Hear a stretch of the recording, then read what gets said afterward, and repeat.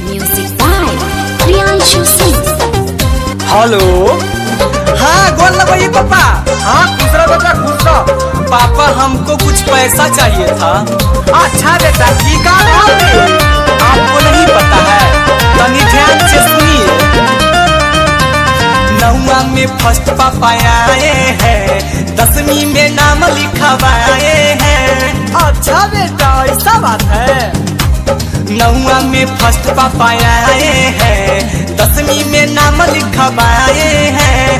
पैसा का हमको बड़ा जरूरत, नया किताब की ना रहा है। अच्छा बेटा तोरा पर हमरा बहुत गर्व है रे।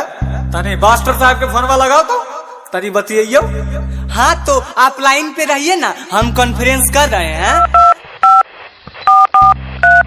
सखी रे मोरा भतरा के कोयला से लहंगा में भाप उठेला। हेलो प्रणाम सर। हाँ खुश रह की बात है हो फोन के नहीं। अरे कौन गाना लगाए हैं जी लहंगा में भाप उठेला? अरे ना हो बुतरवन टिप टाप करते रहे उहे लगा दिल को। हाँ प्रणाम पाठसा, हम मंगरुआ के पापा बोल रहा लिए। छौड़ा सब पढ़ो है जी। सबका पढ़ाई लिखाई जो है स्टूडेंट्स सब खाली छोड़ी बटाता है नहीं है कि नहीं है? जितना स्टूडेंट है वो बताइए कोई पढ़ता है? सब लोग खाली छोड़ी बटाता है। अगर आपको विश्वास नहीं है तो मैडम से बात कीजिए।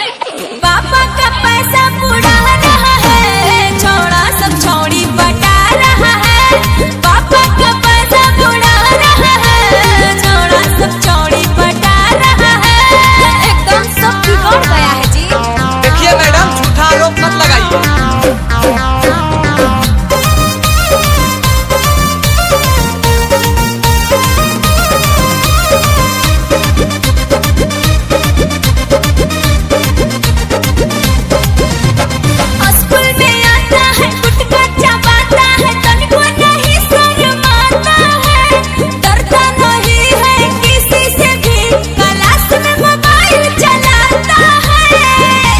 अरे गुटखा खाए की?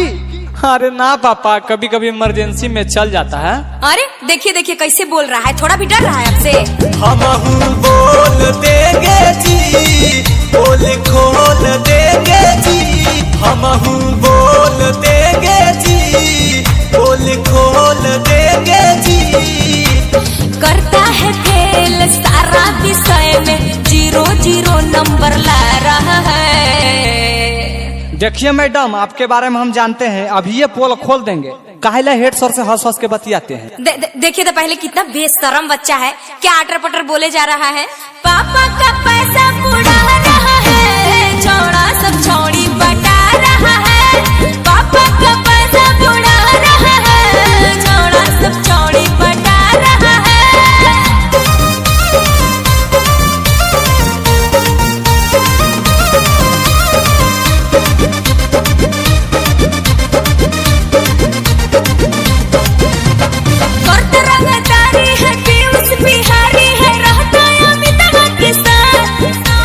पिछला बेंच पर बैठता है, करता है छौड़ी से बात, एकदम बिगड़ गया है छौड़ी से बात। बड़ा बहस हो गया, बात सीरियस हो गया।